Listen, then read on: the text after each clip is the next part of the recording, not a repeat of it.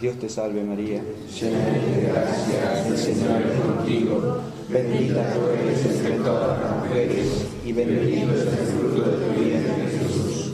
Santa María, Madre de Dios, ruega por nosotros pecadores, ahora y en la hora de nuestra muerte. Amén. Dale, Señor, el eterno descanso. En el nombre del Padre, y del Hijo, y del Espíritu Santo. Amén. Muchas gracias.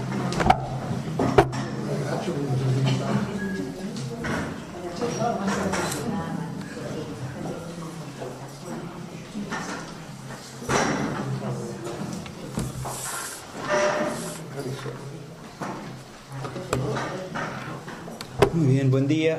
Llegamos al final del curso, ¿no? La última clase nos toca hoy, que trataremos que sea una reflexión conclusiva de todo el curso, centrada en la relación entre la fe y el reino.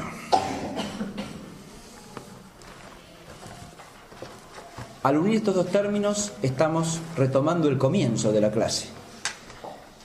Esa frase inicial que nos transmiten los evangelios sinópticos del ministerio público de nuestro Señor Jesucristo. Estamos retomando el inicio del curso para hablar de una manera didáctica, pero estamos retomando lo que podríamos llamar el inicio de la revelación neotestamentaria. Es decir, el reino de Dios está aquí, creed en el evangelio. La primera relación entre fe y reino es esta relación esencial. El reino es el objeto primario de la fe. Empezamos a tener fe en Jesucristo y en el misterio de Dios que es Cristo presente en medio nuestro, y a través de Él en el Dios que es Padre y es Hijo y es Espíritu Santo, creyendo que en Él se nos da y se inicia en el tiempo el reino de Dios.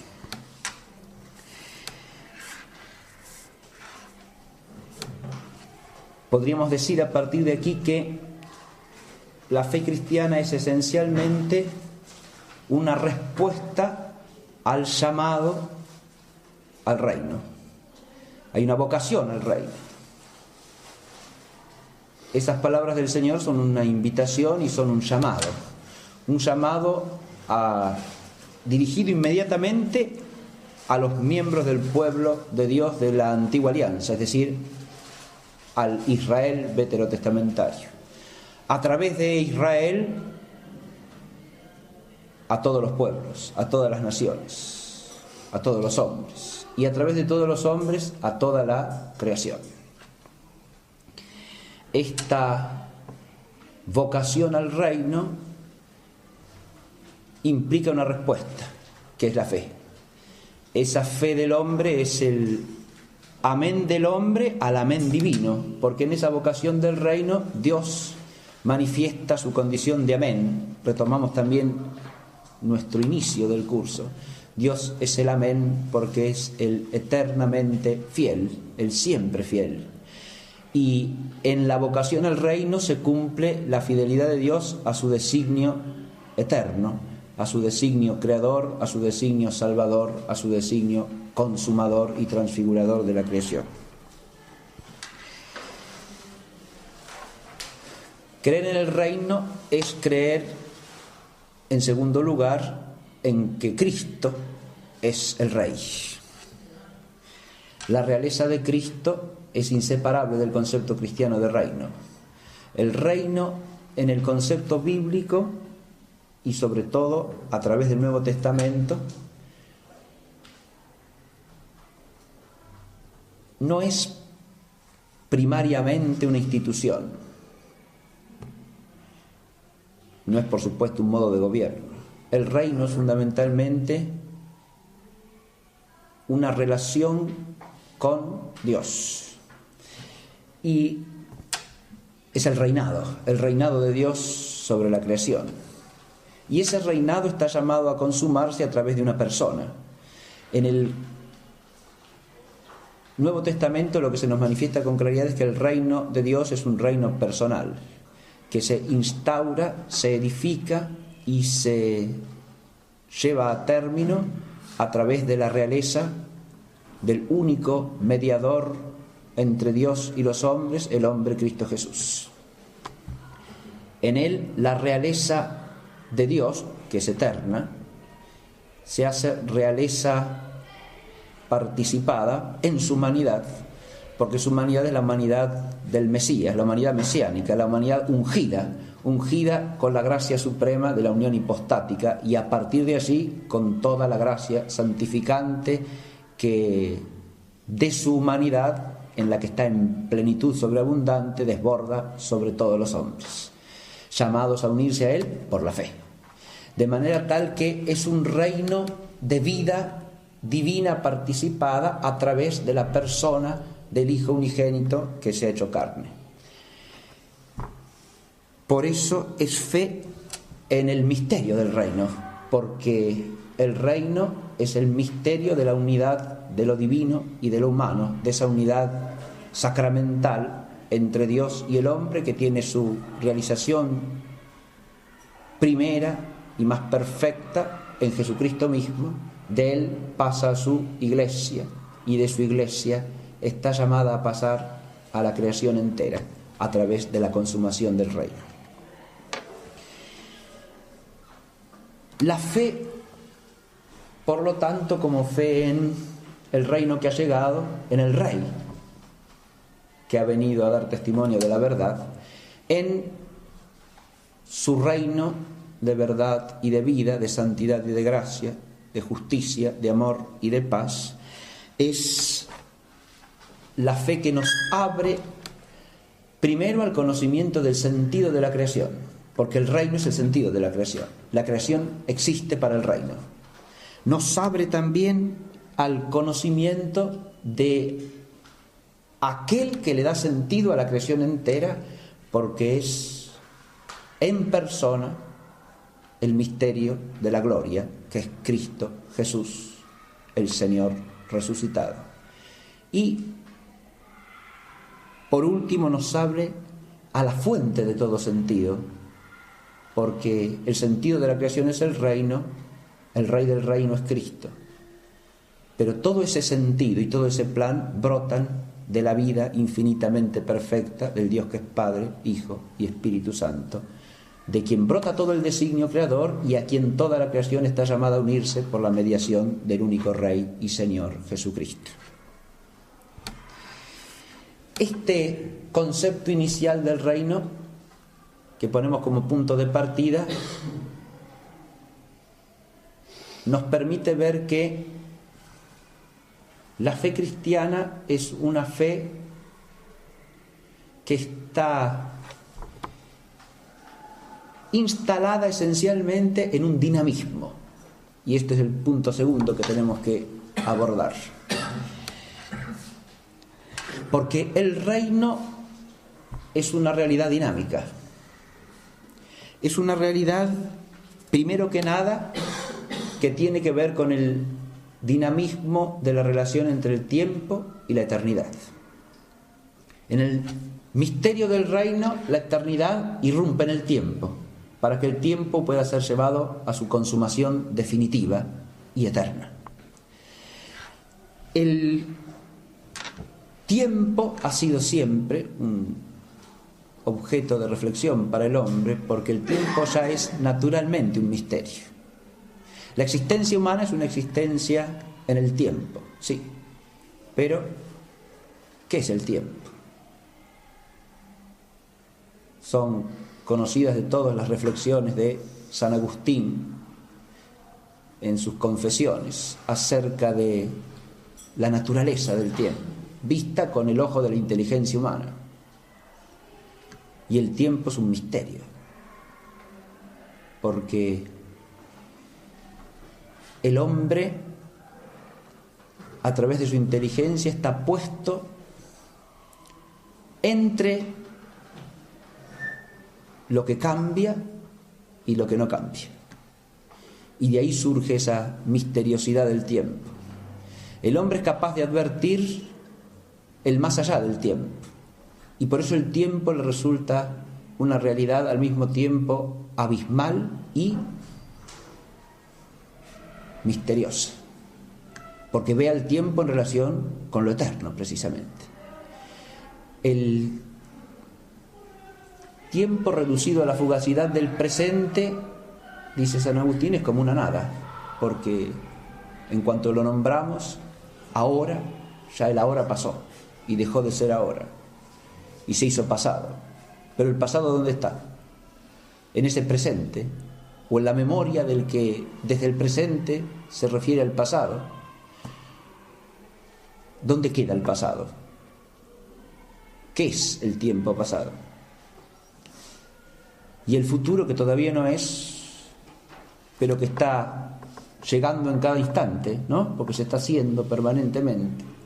Y entonces parece que el tiempo es un dinamismo en el cual cada momento se va tragando al anterior en una especie de sucesión en la que el pasado se está haciendo constantemente algo perdido, el futuro todavía no es, y el presente desde el cual nos referimos tanto al pasado como al futuro se va extinguiendo en su fugacidad, en su instantaneidad perecedera.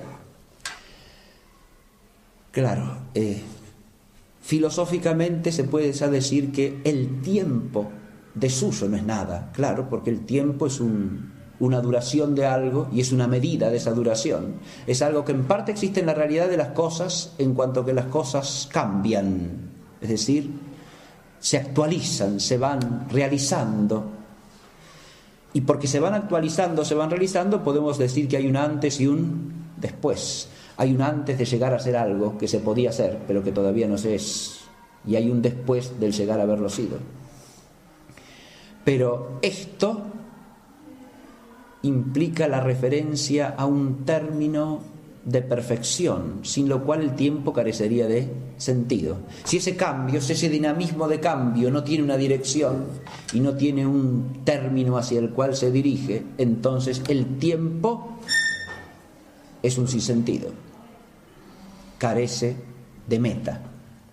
Esta realidad del tiempo, que ya es misteriosa desde el punto de vista natural, en el hombre está siempre contrastada con el horizonte de la eternidad, decíamos, con el horizonte de lo que no cambia, con el horizonte de lo que no es mutable, de lo que no tiene, por lo tanto, tiempo. Y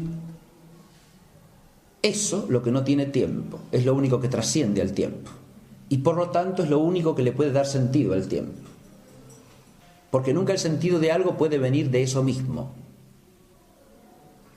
Lo que le da sentido a algo es lo que tiene razón de fin para ese algo y es siempre necesariamente lo que lo trasciende, lo que está más allá de eso. Solo la eternidad le puede dar sentido al tiempo.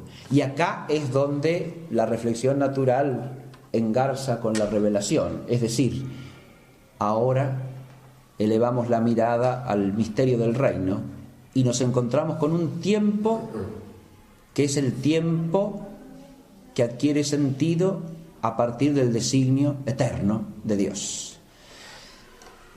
Pero en el misterio de la encarnación se nos abre una dinámica más profunda todavía, y es que el tiempo se abre a la presencia misma de la eternidad, porque el Verbo se ha hecho carne y ha habitado entre nosotros, de manera tal que el eterno en persona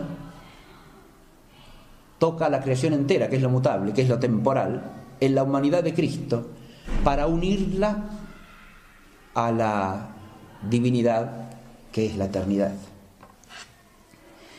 De esta manera se instaura una dinámica de relación positiva entre el tiempo y la eternidad, que no puede ser pensada de ninguna manera fuera de este misterio.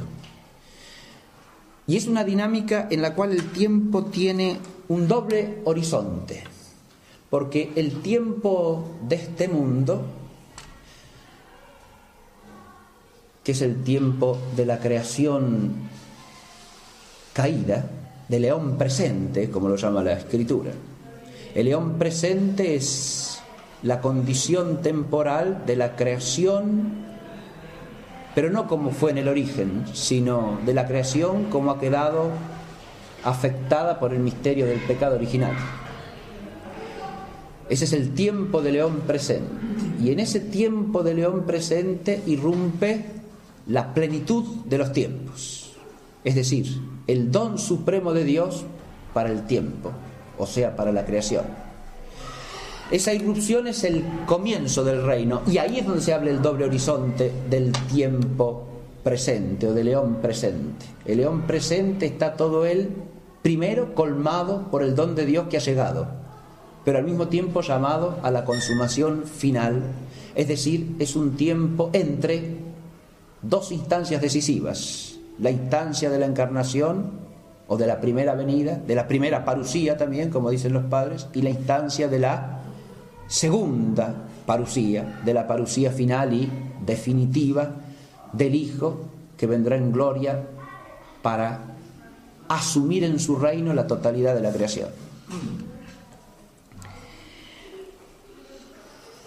Pero este doble horizonte del tiempo es dinámico. ¿Por qué? Porque una instancia está vinculada a la otra a través de la realización temporal del misterio del reino. Es decir, esa consumación definitiva acontecerá según el designio de Dios. Pero la transfiguración de la creación entera en esa creación que será glorificada es algo que se opera a través del tiempo por la dinámica de la realización de la actividad de los hombres que son asumidos por el misterio sacramental de Cristo. Es decir, en la medida en que el hombre entra en unión con la humanidad del Verbo encarnado por la gracia y por la fe, puede cooperar consciente y activamente a la edificación del reino y a la consagración de la creación entera al único Rey. Y ahí está el dinamismo del tiempo. No es simplemente que el tiempo transcurre entre una instancia y la otra como si fuese un paso mecánico. Es un dinamismo porque ese tiempo es el tiempo en que el hombre está llamado a incorporarse al reino y a cooperar con el reino según el dinamismo de la fe. Y es dinamismo de fe porque en ese entre todavía no estamos en la visión, sino que estamos discurriendo hacia la visión desde esa participación en claroscuro de la visión que es la fe.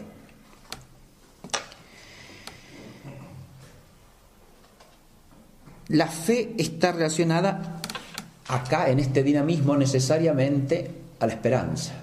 Y esto ya lo hemos abordado en una clase anterior, porque lo que la fe es como luz en la inteligencia, lo es la esperanza como una fortaleza perseverante y confiada en la voluntad.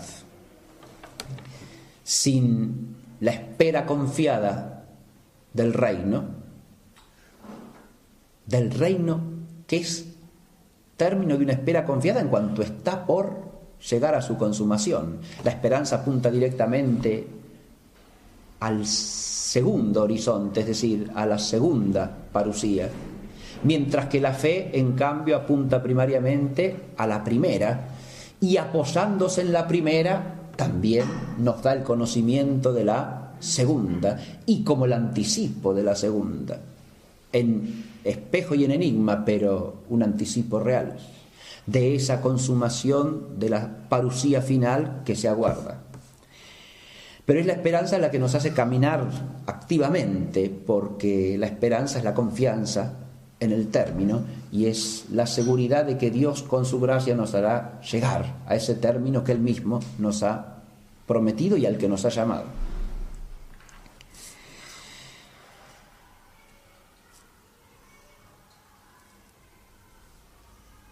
El león presente, por lo tanto, a través de esta dinámica de la fe y de la esperanza, adquiere una relación con el reino. Y esa relación necesariamente es una relación a través de la fe. Sin la fe divina, sin la fe de la Iglesia, que nos gloriamos de profesar, no podemos conocer siquiera la existencia del misterio del reino. Y no podemos participar entonces humanamente, conscientemente, activamente, en la dinámica de la edificación del reino.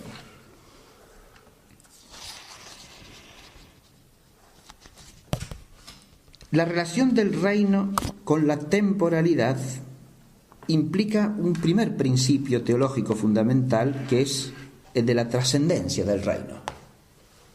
Esto es un dato elemental de la revelación testamentaria.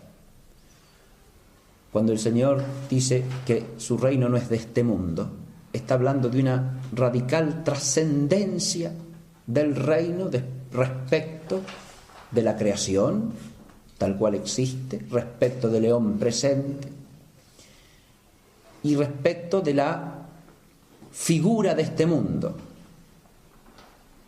Y es claro que el reino trasciende todo lo anteriormente dado y que trasciende la mundanidad entera en cualquier sentido de mundo. El concepto de mundo, recordemos, tiene dos costados en el lenguaje bíblico.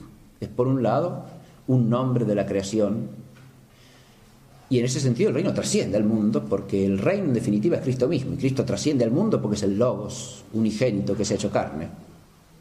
Trasciende al mundo como Dios trasciende al mundo. Pero trasciende además a la creación porque en el misterio de la unión hipostática su humanidad también trasciende a la creación entera, la trasciende como la cabeza de toda la creación, como el arquetipo de toda la creación, como el primogénito de los resucitados. La trasciende porque en él está el orden natural entero, fundado y consumado.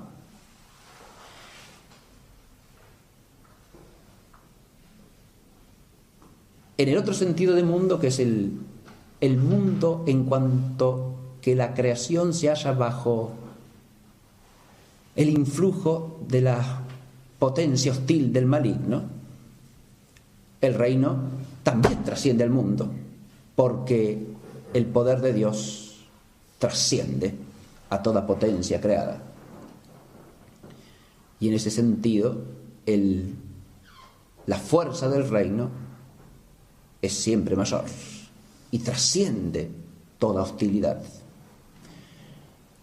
No la suprime, pero la trasciende. La trasciende en su raíz porque el reino tiene la fuerza de Dios, y la trasciende en su destino último porque al reino de Dios le pertenece el juicio y la consumación final.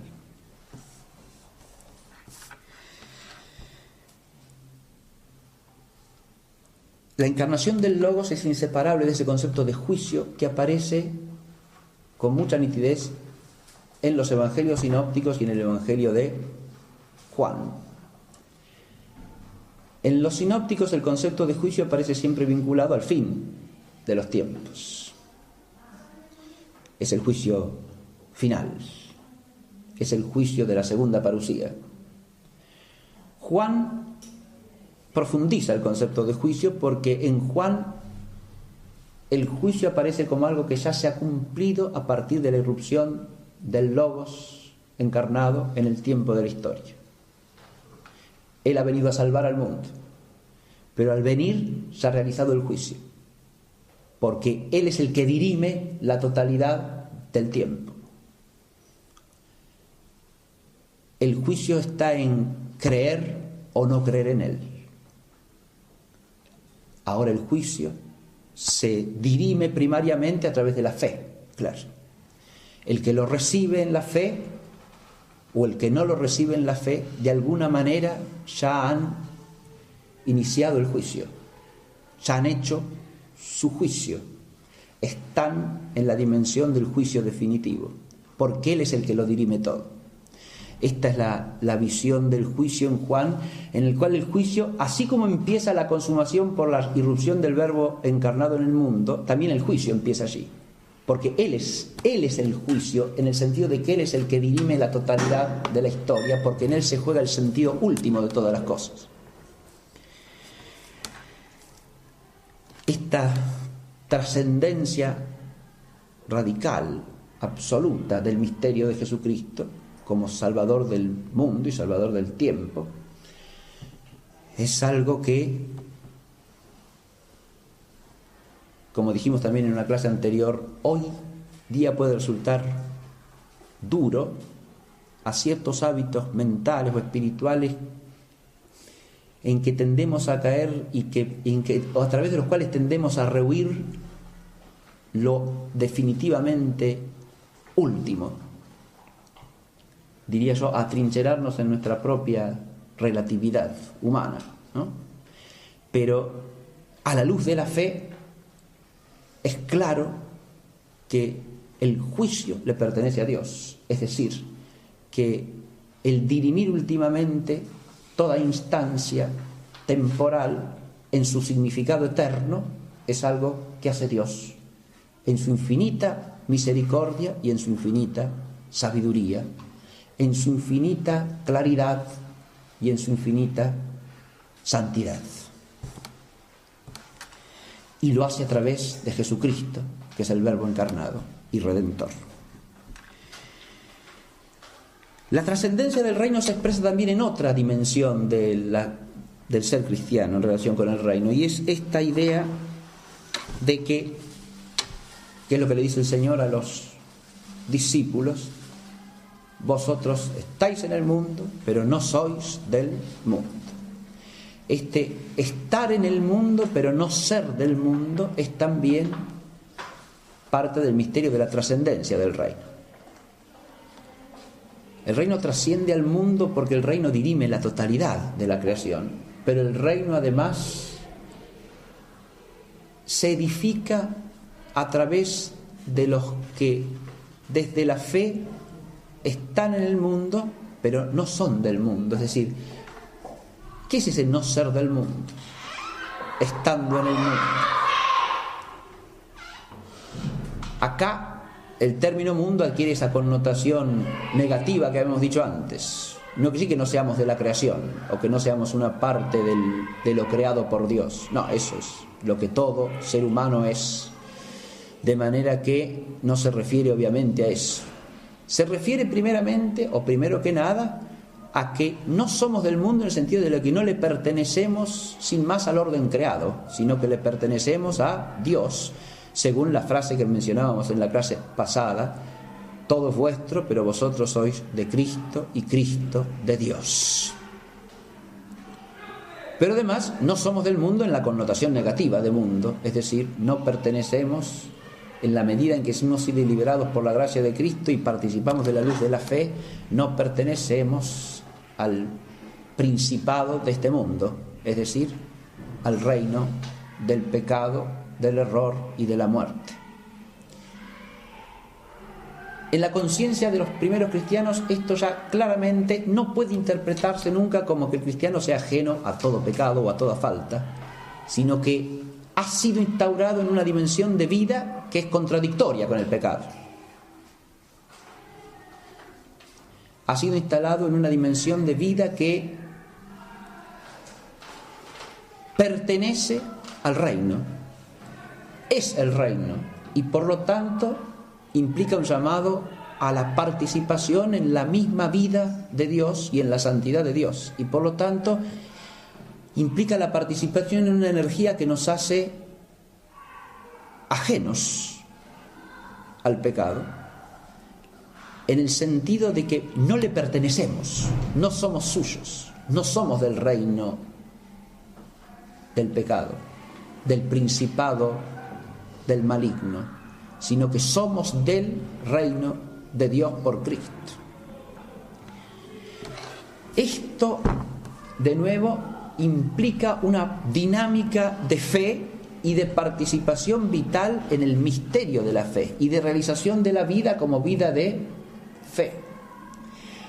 El asumir esto implica precisamente asumir el pecado como pecado. ¿Qué quiero decir con esto? Que el no pertenecer sino a Dios y al reino de Dios por la gracia de Cristo implica reconocer el pecado como lo que es, como la negación del amor de Dios y como la negación de la luz del reino, y por lo tanto implica aborrecer todo pecado, ¿no? Implica el rechazo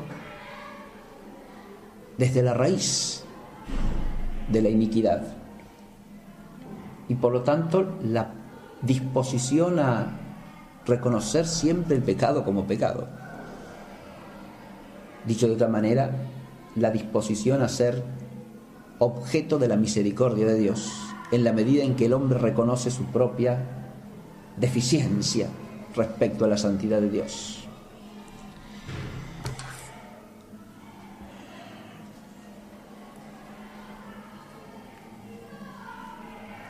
Por último, el tercer aspecto fundamental en que aparece esta trascendencia es que a través de la fe sabemos que la creación entera está llamada a ser transfigurada por la gracia. Este otro tema también lo hemos hablado en varias clases anteriores. La humanidad en Cristo es asumida para ser divinizada. Y esa divinización implica una transfiguración, es decir, una transformación de la humanidad en humanidad crística, en humanidad hecha miembro de Cristo, en humanidad cristificada, como decíamos en la clase anterior, hecha de Cristo y configurada a Cristo.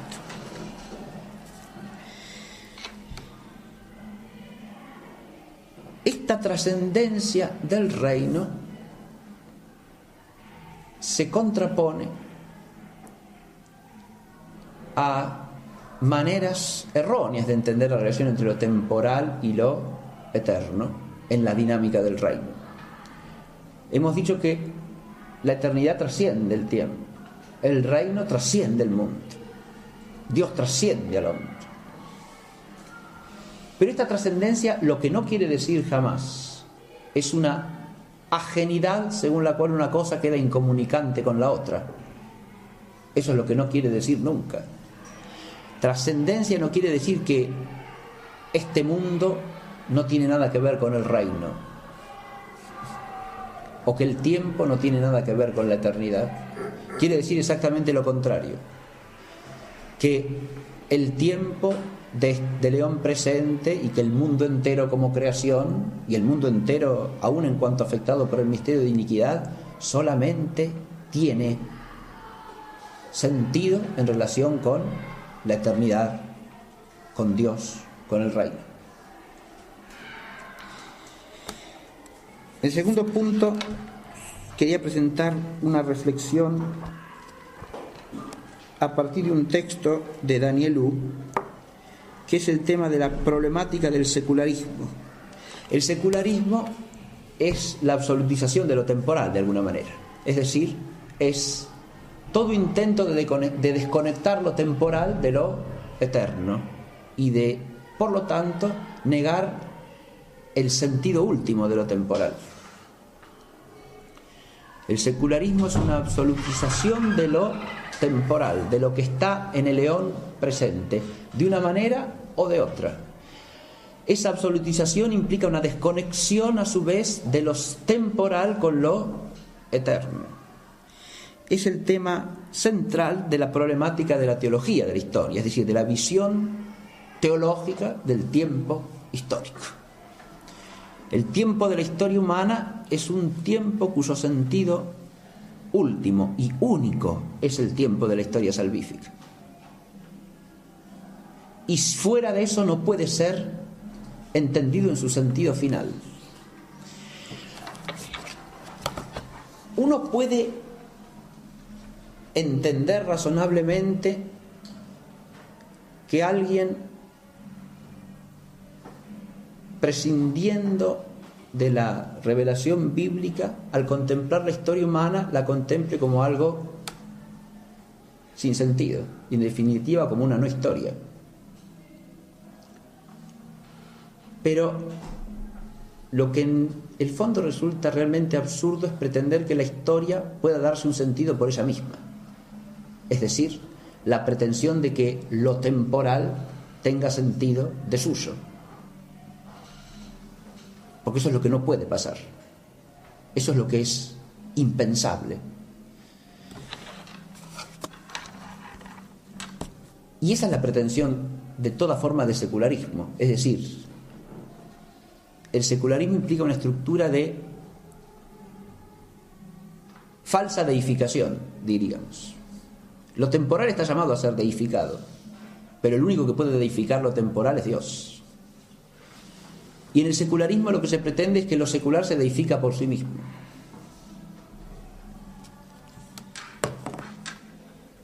Danielou distingue, el texto que tomo es una lección dada en agosto del año 1969. Y es un texto que releí para esta clase y es impresionante la actualidad que tiene el análisis que hace. Él distingue 3 formas de secularismo, que de alguna manera siguen el hilo de las 3 formas de liberalismo que analiza y critica la encíclica Libertas Prestatissimum de León XIII, ¿no? La primera forma de secularismo es la que estima que la religión correspondía a una mentalidad que estuvo en vigor durante un determinado periodo de la historia de la humanidad. Hoy, sin embargo, hemos entrado en la era científica. La ciencia estaría llamada a reemplazar a la religión en la civilización contemporánea. Tomaré como ejemplo de esta posición a uno de los teólogos americanos de la muerte de Dios y, por cierto, uno de los más radicales. Pienso concretamente en J. Althusser. Muy bien. Acá, la primera forma de secularismo que plantea Danielou es un secularismo que consiste en afirmar que la idea de lo trascendente es una idea que pertenece a un pasado histórico, que ya ha sido superada, de manera tal que ahora es la era en la cual el hombre, con su solo conocimiento racional, llámeselo ciencia, llámeselo como se quiera, eso es, en última instancia es secundario, qué tipo de conocimiento sea el que se postule, o si es un conocimiento o es un no conocimiento, sino una postulación de ciertas formas de pensar, no importa. Lo que sí se postula allí es que lo temporal está cerrado sobre sí mismo. Es decir, esta es la forma más radical de secularismo. Pero una cosa curiosa que señala Danielou del pensamiento de Althusser es que, según este autor, el cristianismo mismo es en su esencia antirreligioso y es un paso entre la religión pagana y el inmanentismo, diríamos, una especie de eslabón intermediario. Lo más interesante en Althusser es que se plantea la cuestión de saber qué es el cristianismo con respecto a este universo de la religión. Estima que el cristianismo es de esencia antirreligiosa, porque el cristianismo es la impugnación por una parte de la sacralización del cosmos y por otra parte de la sacralidad de la sociedad civil. Mientras en el paganismo es esencial considerar que el universo es divino, el sol, la luna, las estrellas son miradas como divinidades. Y por otra parte los príncipes, los reyes, los detentores de la autoridad del Estado son personas sagradas, divinizadas. La religión bíblica y el cristianismo como su culminación es esencialmente opuesta a esta sacralización del universo y de la sociedad, en cuanto que proclama que solo Dios es Dios. De manera tal que, según esta perspectiva, todas las formas de ateísmo de la mentalidad contemporánea serían la última consumación del cristianismo, ¿sí? Tanto el comunismo como todas las formas de materialismo, toda forma de economicismo materialista, sea comunista o sea liberal, etc. Son formas de pensamiento que llevan al último extremo esta visión que el cristianismo introduce como una especie de eslabón intermediario e inestable, al modo de la evolución kantiana sería esto, ¿no? Entre el estadio mágico y el científico está la metafísica, y acá en la historia religiosa el cristianismo sería como un eslabón intermedio entre el paganismo y el secularismo. Bien. Este pensamiento es esto que dice aquí hay que tomarlo en cuenta, creo yo, porque al final Danielou dice que esta es la forma de pensar, esta es la forma de secularismo más ajena a la mentalidad cristiana y por lo tanto en la que es más difícil que caiga algún cristiano, ¿no? Sin embargo, cuando se ve este otro aspecto de esta interpretación del cristianismo como una mentalidad secularizante, uno puede advertir que la cosa no es tan así, ¿no? Porque esto que dice acá el autor Althusser es una forma de pensar que parte obviamente de un equívoco radical, ¿no? Es cierto que la mentalidad bíblica implica decir que los astros no son dioses, ¿sí? O que el gobernante humano no es Dios, claro. Ahora, esto es, como dice el autor, desacralizar la realidad creada. Ah, no. Ahí es donde está el error garrafal, ¿no es cierto? Porque el error del que parte, ¿cuál es? Que algo o es eso mismo Dios o no es sagrado. Que es precisamente un error absolutamente incompatible con la mentalidad bíblica, porque es ni siquiera entender lo que significa sagrado. Dios no es sagrado. Dios es la fuente de toda santidad. Dios es santo, pero no sagrado, porque sacratus es lo que está separado y puesto para el servicio de Dios. Sagrado solamente puede ser una realidad creada, nunca Dios. Si lo vemos desde la mentalidad bíblica, el error en que cae este autor es casi incomprensible como error, ¿no? Es casi inverosímil. Pero la capacidad del entendimiento humano para cometer errores es amplísima, ¿sí? Es sorprendente, ¿no? Nos podemos sorprender de los errores que cometemos, ¿no? La capacidad que tenemos, pues, bien. O sea, hay que estar siempre humildemente precavido ante eso. Bien. El autor está confundiendo divinidad con sacralidad. Y lo que la tradición bíblica enseña es precisamente que hay que distinguir la criatura y el creador. Pero precisamente el concepto de creación implica primero la sacralidad radical, diríamos, de toda criatura, porque es criatura de Dios. Nada viene sino de la mano de la omnipotencia creadora de Dios y lleva en sí un sello de Dios y por lo tanto tiene una sacralidad originaria, diríamos. Pero esta sacralidad originaria está llamada a su vez a una sacralidad última, final, que es ahí donde vemos el misterio del reino. ¿Está claro? El reino implica que eso, que originalmente tiene una sacralidad en principio, tiene además un destino de consagración final que trasciende esa sacralidad original. Ahí está el misterio de lo que podemos llamar la gracia y el orden sobrenatural, ¿no? Hay una sacralidad de toda criatura como criatura, pero hay una sacralidad mayor en cuanto que la criatura está llamada a participar del reino por Cristo, con Él y en Él. Entonces, al revés de lo que dice esta visión, el cristianismo es la religión de la sacralidad e implica precisamente que en el fondo toda la creación está llamada a introducirse en la esfera de lo sagrado.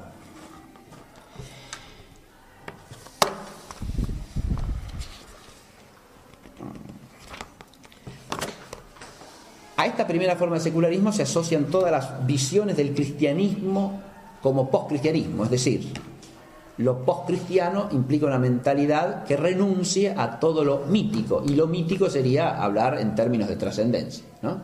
Bien.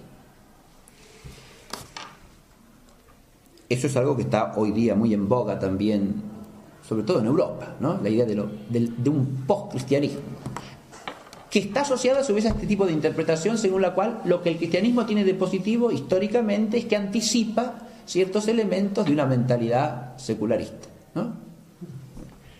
Hay un autor francés que se llama Jacques Le Goff, que escribe normalmente libros sobre temas medievales, ¿no? Que se dedica especialmente a esto desde ese ámbito de la actividad literaria, ¿no? No digo historiográfica, porque que sean historiográficos sus libros ya es harina de otro costal, pero se dedica a destacar lo que él supone aspectos de la estructura mental de la Edad Media que anticipan el inmanentismo y por lo tanto son una especie de progreso, ¿no? O sea que sus elogios de la Edad Media son elogios claramente envenenados, porque elogia lo que presuntamente es un anticipo de el secularismo, ¿no? Bien. Es decir, lo que desdice el espíritu más profundo de la cristiandad, ¿no? Que es de lo que él abomina a su vez. Bien. El segundo tipo de secularismo ya es otra cosa. Hay una segunda forma de secularismo, que es hoy, según pienso, mucho más importante y que afecta en particular a serios problemas de la teología, del culto y del sacerdocio. Podría decirse que este secularismo propugna una expresión meramente profana del cristianismo. Quiero decir con esto que lo que rechazan los que sostienen esta tesis es que el cristianismo o la religión deban tener expresiones específicas propias, distintas simplemente de las que se dan en una existencia humana ordinaria. Lo que radicalmente se impugna es la existencia de una esfera separada, distinta de la esfera profana. No hay esfera de lo sagrado, no hay más que la esfera de lo profano, y el cristianismo se reduce a una cierta manera de vivir la existencia profana. Esto es, una cierta forma de vivir la vida profana, de vivir la vida profesional, de vivir la vida política, pero que no tiene ni puede tener expresiones específicas. Acá hay otro tipo de secularismo. Acá de lo que se trata es de negar que haya una especificidad de la vida cristiana como una vida que no sea otra cosa que darle un sentido último y desde fuera a una vida que tiene que ser igual a la de cualquier otro, a una vida que está constituida desde dentro del tiempo, digamos así, y que no tiene otra conexión con lo eterno que un sentido que se le da desde fuera, ¿no? Como decir, yo lo hago esto con esta finalidad, pero hago lo mismo que hace todo el mundo. Es decir, no hay especificidad de la actividad cristiana en el tiempo.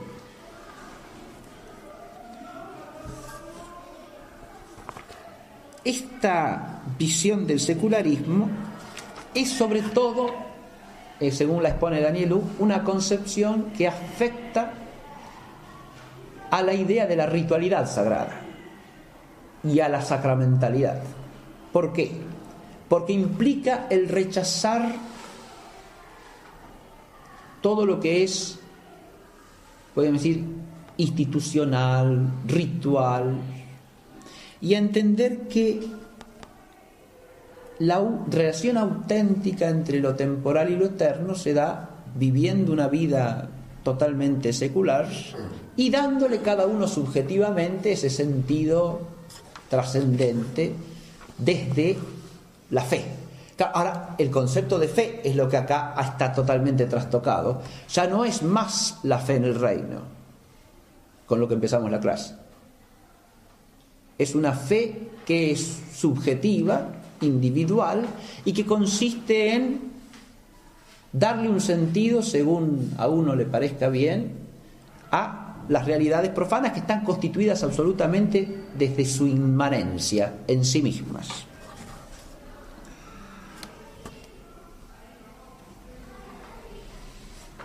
La característica de segunda forma de secularismo, dice, es pretender suprimir todo cuanto es dominio específico de la expresión de lo sagrado para reducir lo sagrado al sentido que se da a una existencia que es por lo demás pura y exclusivamente profana.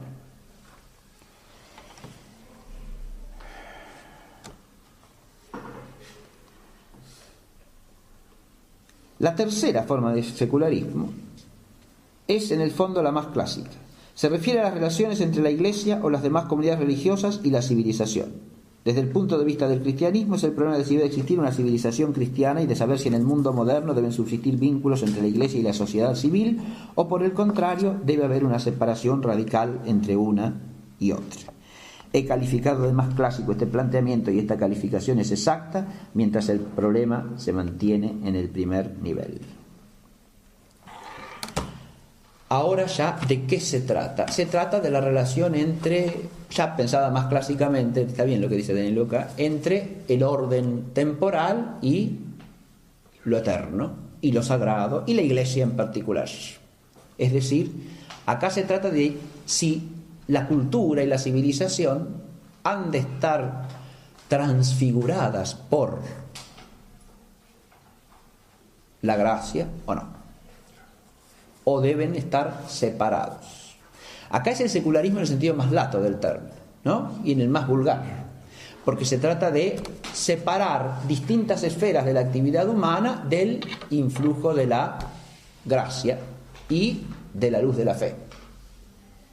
Entonces, esto, si pertenece a la esfera de la economía, la fe no tiene nada que ver con la economía. La economía tiene sus leyes propias, va por otro lado, es una actividad que hay que dejar que siga su curso absolutamente fuera de toda consideración que tenga que ver con el orden sobrenatural. Como si, fíjense, primero que nada, eso implica, detrás de eso hay una serie de errores, no, por supuesto desde el punto de vista de la fe eso es inaceptable, porque no se cumple ahí eso de todo es vuestro, pero vosotros sois de Cristo y Cristo de Dios. Ni mucho la economía, pero aun cuando lo piense uno desde un punto de vista humano y filosófico, puede desprenderse de la economía como una actividad absolutizada de la interioridad humana de la cual brota la actividad económica. O dicho de otra manera, yo puedo desprender la economía de los fines con que se hacen las actividades, del trabajo, de la búsqueda de ciertos bienes, de las riquezas. ¿Se puede desprender eso del espíritu del hombre? Eso ni siquiera es concebir la economía humanamente, es concebirla como una especie de mecanismo que por leyes naturales se rige como si fuese el sistema planetario newtoniano, cuando la economía pertenece al orden moral humano. No hay leyes como la ley de la gravitación en la economía. La economía tiene, por supuesto, principios propios, intrínsecos, como toda actividad humana. Primero que nada, cuando nosotros decimos economía, estamos, iba a decir sintetizando, pero me temo que no, mezclando un montón de cosas distintas en una misma bolsa, ¿no? Es una palabra comodín para hablar de montones de cosas distintas que habría que empezar por distinguir. Pero la actividad económica, las actividades económicas, digamos así, son en todo caso actividades de orden humano que implican un sentido al realizarse. Y ese sentido no se puede desprender del sentido último que la propia existencia del hombre tiene para él y del sentido que tiene la realidad entera para el hombre y de la meta que busca realizar esas actividades. De manera tal que es hasta ilusorio pretender que eso funciona separado de la totalidad de lo que el hombre entiende y ve acerca de la realidad. No pasa así, de hecho. Por eso, una de las cosas que se procuran cuando se quiere establecer cierto tipo de economía en una sociedad es que la gente empiece a pensar de cierta manera. Porque si no piensa de esa manera, tampoco va a funcionar el mercado como se quiere que funcione. Entonces, hay que empezar por cambiar la mentalidad, claro. De manera tal que, insisto, eso es hasta una falacia, ¿no? Lo que sí es legítimo es decir que cada esfera de actividad humana tiene su propia consistencia intrínseca. Eso viene precisamente del orden de la creación, y solamente lo puede reconocer el que reconoce que hay un orden de creación, ¿no? Porque si no, el hombre arbitrariamente dispondrá en qué consista las leyes de esta actividad o de esta otra, ¿sí? Leyes entre comillas, es decir, los principios que la rigen serán estipulados arbitrariamente por el hombre como él quiera y según su voluntad. Pero si se reconoce que hay un orden en la creación, porque es obra de Dios, entonces cada esfera de la realidad tiene su propia consistencia intrínseca, por supuesto, y la inteligencia humana está llamada a descubrirla y a respetarla. Y eso es una manera de respetar el orden divino. No es eso lo que se niega al rechazar el secularismo. Lo que se niega es que esas esferas de la actividad humana tengan que ser desprendidas de su fin último y de su sentido trascendente, que deban ser desligadas de su vínculo con Dios. Y eso es lo que no debe hacerse con la economía, eso es lo que no debe hacerse con la política, eso es lo que no debe hacerse con el arte, lo que no debe hacerse con todas las esferas de la actividad humana, si uno lo mira a la luz de la fe. No se pueden desligar las actividades de la realidad social de su fin trascendente. Esto es lo que querría este tercer tipo de secularismo. Acá está implícita la idea de que si se separan, van mejor, florecen mejor, crecen mejor, y entonces todo está mejor. lo cual implicaría que se entiende que, por principio, el influjo de la gracia es negativo para la creación, lo cual es partir de una confusión radical en lo que es la gracia divina y su relación con la naturaleza.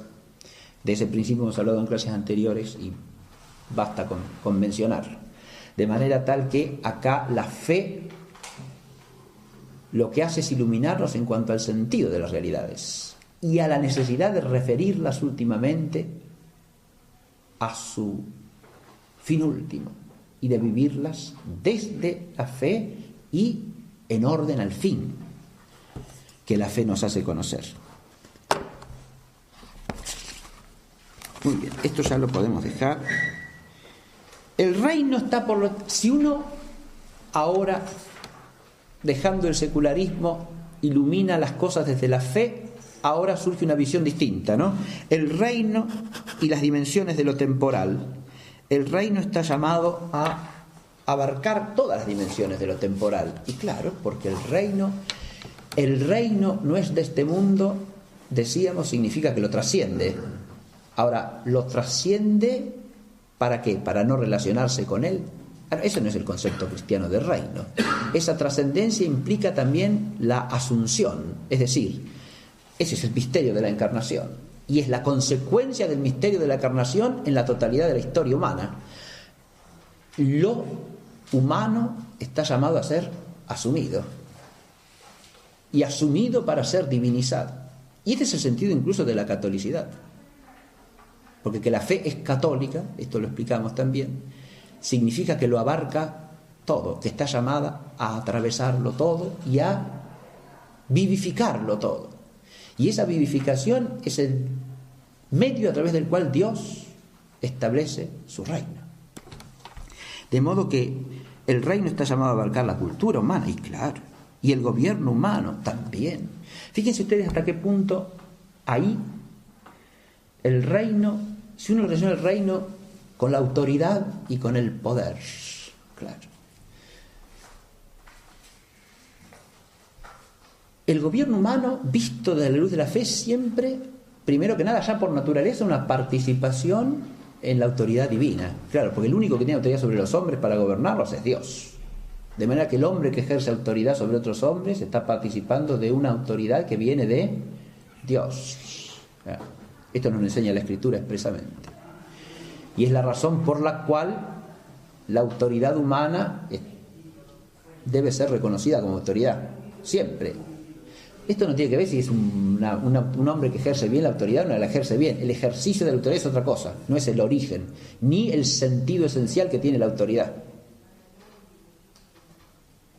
Porque esta cuestión del origen divino de la autoridad se las enseñaba Pablo a los cristianos hablando de Nerón. No se refiere si el gobernante es bueno, no es bueno, gobierna bien, no gobierna bien. Se refiere a que todo hombre que está investido de autoridad está siendo un ministro de Dios para gobernar a los hombres. Esto es lo que tiene que ser un servidor de Dios y de los demás hombres, que es el sentido de la realeza en el pueblo de Israel, que veíamos en un curso anterior. Pero la autoridad humana, a la luz de la fe en el reino, se transforma en un instrumento del reino. Es decir, una autoridad que está llamado a ejercer el hombre como hombre, sí, pero también como cristiano, ¿no? Y claro, el cristiano, si es llamado a ejercer autoridad, tiene que ejercer autoridad como ¿qué? ¿Como hombre solamente o como cristiano? Y no, como cristiano, porque su autoridad no puede ser sino la de alguien que pertenece al reino. Y en una sociedad cristiana estará llamado a ejercer autoridad como cristiano sobre cristianos. Es decir, una autoridad que es participación no solo de la autoridad divina, sino de la realeza de Cristo, y es cooperación en la edificación del reino. El poder ahí no es lo que decide la cuestión. El enfoque es totalmente distinto al enfoque meramente mundano y secular. Es claro que en el enfoque secular la cuestión de la política no puede pensarse sino como pura cuestión de poder, porque no tiene ni un origen trascendente ni un fin trascendente. Entonces todo cuestión de poder, de cómo se consigue el poder, de cómo se lo acumula, de cómo se lo conserva. ¿Para qué? Ahí viene el problema. En cuanto uno se pregunta ¿para qué?, ya eso tendrá que tener un sentido. Y si es un sentido meramente inmanente, no es un sentido último. Es un sentido que requiere una ulterior justificación. ¿Para qué? Cuando la cuestión del para qué se cancela es simplemente porque se busca compulsivamente el poder, porque, ahí hay un porqué, porque el hombre está procurando deificarse, claro, sentirse Dios, todopoderoso, sobre sí mismo y sobre el mundo. Y eso sí que eso sí que pertenece a las potencias hostiles al reino, es decir, eso pertenece al reino del pecado, al principado de este mundo. La máxima autoridad en sentido cristiano implica siempre la más plena humildad en quien la ejerce, porque claro, primero no tiene por qué buscarla, la recibe de alguna manera y la recibe como un don y como un oficio sagrado que pone al servicio de Dios y de los hombres, claro. E implica siempre esto que es no confundir la autoridad, que es una superioridad jurídica y moral, con el poder que, en cuanto es recto, es un instrumento de la autoridad legítimamente ejercida. O sea, según el orden del reino. Lo mismo pasa con el trabajo, ¿no? Si uno ve el reino, las riquezas y el tesoro, claro, ¿dónde está el tesoro que se busca?, ¿no? De hecho, aquí he puesto unas palabritas más que para guiar reflexiones y suscitarlas, no me voy a detener en cada uno de estos puntos, ¿eh? El reino y el trabajo, yo allí puse reino y riquezas y tesoros. Tesoros y tesoro, podríamos poner después con mayúscula, porque donde está el tesoro de uno, ahí está el corazón de uno, ¿no? Claro. ¿Qué riquezas se buscan? ¿Para qué? ¿Por qué? De nuevo. Así como si se busca poder, hay que ver para qué, por qué, y esto tiene que ver con el reino siempre. Si se buscan riquezas, si se las procura de alguna manera, ¿para qué? ¿Por qué? ¿Qué riquezas? ¿A qué se considera riqueza? ¿Y en qué está el tesoro? ¿Dónde está puesto el tesoro del corazón de cada uno? Esto es lo que tiene que ver con el reino. Fíjense que desde acá aparecen o asoman con toda nitidez las bienaventuranzas del reino, ¿no? Claro. La autoridad entendida desde el reino, la riqueza entendida desde el reino, son la autoridad y la riqueza de las bienaventuranzas, de los bienaventurados, de los que están llamados a participar de esa dicha que es propia de la vida divina, ¿no? De esa plenitud de vida que es la plenitud de vida de Cristo, que estamos llamados a participar. Y lo mismo pasa con el derecho, el reino y la justicia, ¿no? Hay una justicia ahí con mayúsculas, que es la de Dios, y debajo de ella está toda justicia humana, y si no, no hay justicia. Y si hay derechos, ya en el sentido subjetivo, como correlatos de las obligaciones, que son igualmente sagradas que los derechos. Eso lo destacan todos los documentos, por ejemplo, del Vaticano II, y también la famosa encíclica Pacem in Terris de Juan XXIII, y la Mater et Magistra lo mismo, ¿no? Los derechos son siempre correlativos de las obligaciones, y las obligaciones son tan sagradas como los derechos. Uno tiene derecho a sostener las convicciones que, según su leal saber y entender, ha adquirido, ¿sí? Pero ese derecho es correlativo a la obligación de buscar siempre la verdad con sinceridad, honestamente, íntegramente, cabalmente, ¿no? Y así sucesivamente, ¿no?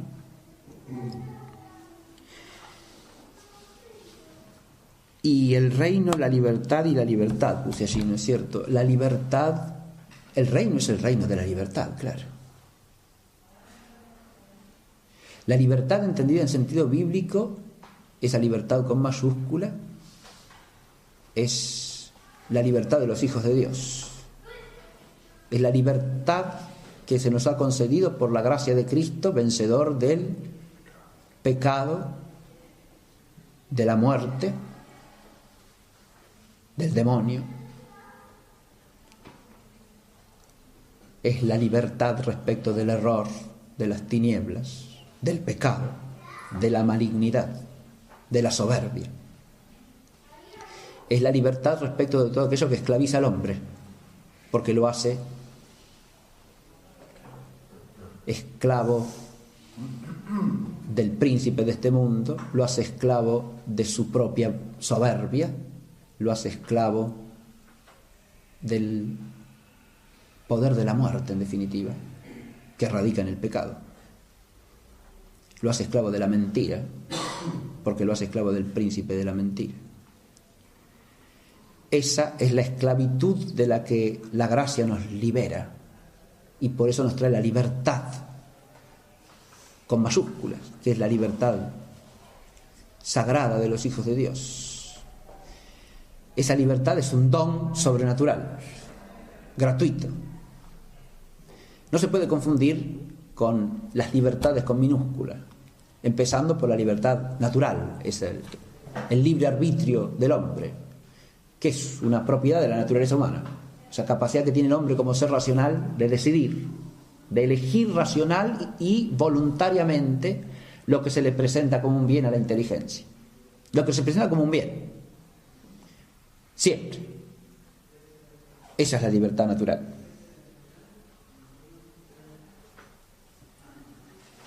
Pero la libertad natural en el hombre está expuesta al error, es falible. Por eso no coincide con la libertad moral, es decir, con la libertad dentro de los límites de lo que es moralmente bueno. La libertad está expuesta al fallo, ya sea por el error en la inteligencia, ya sea por la malicia en la voluntad. De manera tal que la elección del hombre puede ser buena o puede ser mala. El hecho de que pueda elegir es un bien. Y como bien le ha sido dado naturalmente por Dios para el bien. Por eso dice muy bien San Anselmo que no hay que confundir, no hay que definir nunca la libertad como la posibilidad de hacer el bien o el mal. Eso no es la esencia de la libertad, ni naturalmente. La esencia de la libertad naturalmente es la posibilidad de obrar voluntariamente el bien. Si no, ni siquiera la podemos analogar a Dios, la libertad. Y Dios es libérrimo, claro. La libertad es siempre capacidad de hacer el bien. Eso es lo que es positivamente y por esencia. Solo por defecto y por privación se transforma en elección mala, ¿no? Sería definir la libertad como capacidad de obrar el bien o el mal, sería como definir la inteligencia como capacidad de conocer la verdad o de caer en el error. No. La inteligencia es una capacidad de conocer el ser de las cosas y de llegar a la verdad. El error es un defecto en la inteligencia humana, es una privación del acto que debe tener ordenadamente. El libre arbitrio de la voluntad es un bien natural del hombre. Tampoco debe confundirse, insisto, con la libertad moral ni con las libertades externas. Las libertades externas son la esfera de las libertades sociales, digamos, que son una dimensión importantísima en el orden de la vida social del ejercicio de la libertad. Pero el ejercicio externo y social de la libertad, esto es algo importantísimo de entender ya filosóficamente, están primariamente fundados ¿en qué? En el conocimiento de la verdad y en la virtud. Porque cuanto más el hombre está espiritualmente ordenado por la participación en el bien común, que es la verdad y el bien objetivo, más esfera de libertad puede haber, lógico. La libertad no florece en el vicio. No. La libertad en el sentido de libertad para hacer el bien solamente puede florecer en una sociedad donde los miembros de la sociedad se ordenan moralmente. Cuanto menos se ordenen moralmente, la libertad es más restringida. Crece la esfera del capricho, de la arbitrariedad. A eso no es libertad, porque la libertad es el ejercicio responsable del libre arbitrio del hombre, socialmente hablando y moralmente hablando. Y lo que se puede regular socialmente es eso, de manera tal que en la medida en que crece la virtud, crece la libertad. Esto es hasta filosóficamente así. Es el concepto básico de la libertad social y política en la antigüedad clásica, ¿no? Cuanto más virtuosos son los hombres, mayor puede ser la esfera de la libertad, porque la iniciativa de los hombres va a ser una iniciativa en orden al bien, con diferencias, con variabilidades, todo lo que se quiera, complementarias entre sí, pero en la medida en que eso no es así, la sociedad se convierte en un conflicto de unos con otros, en la que cada uno busca sacar la mejor parte para sí mismo y sin importarle del otro. En la medida en que se hace eso, la libertad crece o decrece. Evidentemente, la libertad en el sentido propio y de libertad moral decrece, pero también el ejercicio natural de la libertad decrece. Toda la tradición, tanto filosófico-moral como teológico-moral, se ha detenido siempre a analizar los elementos que imperfeccionan el uso del libre arbitrio, ¿no? Y por lo tanto disminuyen la responsabilidad moral. Hay algunos que afectan a la inteligencia: el error, insanable, invencible, la falta de uso de razón, ¿no? Si usted crea en la sociedad una situación en la cual el error tiene más prensa que la verdad, ¿no? Y se difunde sin distinción, y da lo mismo, porque no hay error, cada quien puede tener la opinión que quiera de lo que quiera, ¿no?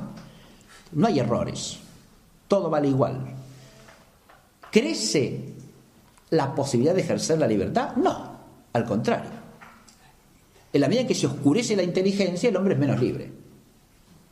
Usted fomenta cualquier tipo de comportamiento, de nuevo, ¿crece la libertad? ¿Da pábulo a todo tipo de pasión infrarracional? ¿Crece la libertad? No, la pasión es otro de los elementos que imperfecciona el uso del libre arbitrio, naturalmente, ¿eh? La pasión súbita que obnubila la razón inhibe el uso de la razón y por lo tanto imperfecciona el ejercicio del libre arbitrio.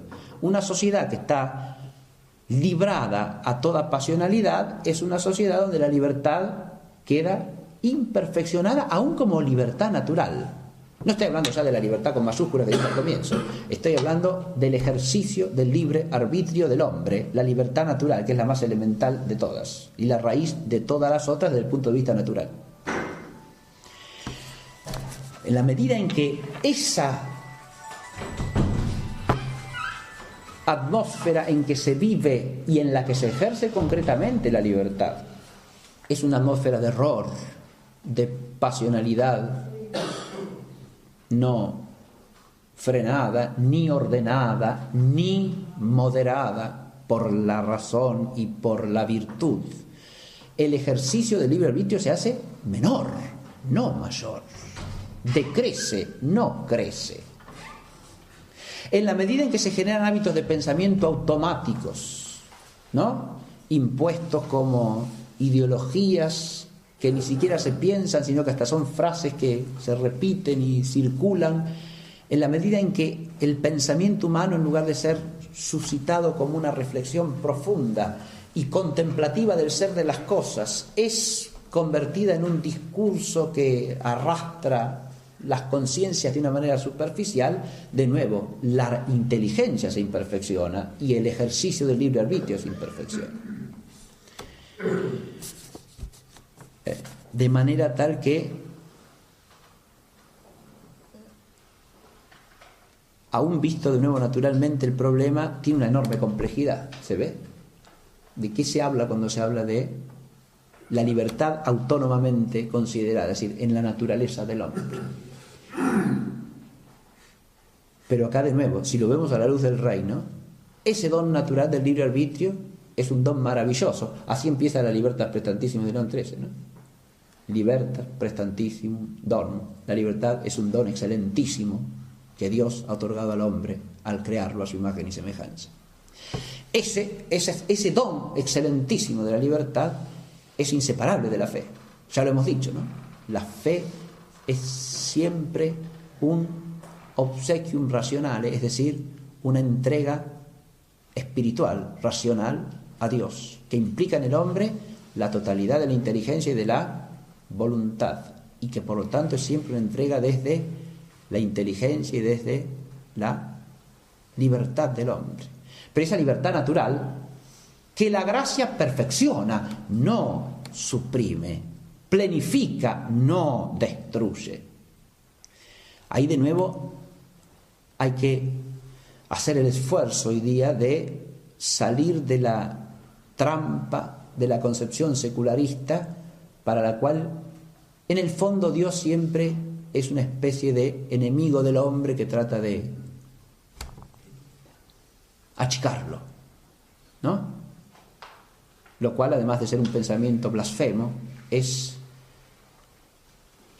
una trampa en la que se cae desde la autoexaltación desmesurada y nada más.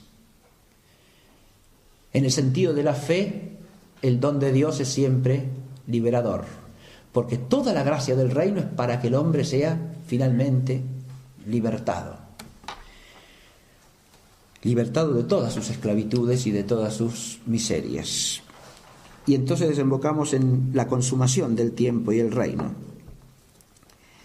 Ahora volvemos al comienzo. La fe nos instaura en el horizonte doble, decíamos, de la primera y de la segunda parusía. La fe cristiana, la fe de la Iglesia, es una fe escatológica, decimos. Escatológica. El eschaton, ¿qué es? Ese es un concepto bíblico que alude a lo que hemos llamado aquí consumación. Es decir, el eschaton es el fin como consumación, el fin como plenificación, el fin como acabamiento trascendente.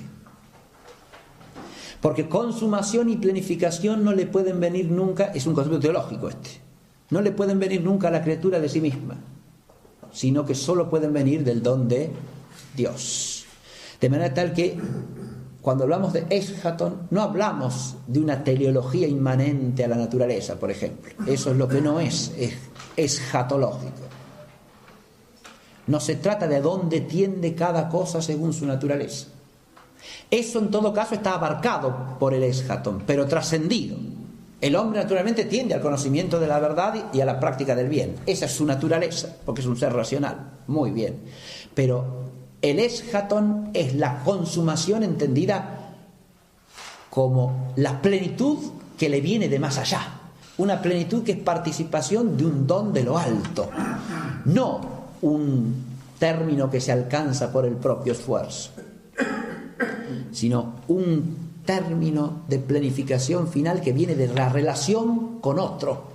Fíjense que acá de nuevo podríamos instalarnos en una visión que ya desde el orden natural nos ayuda a entender las cosas.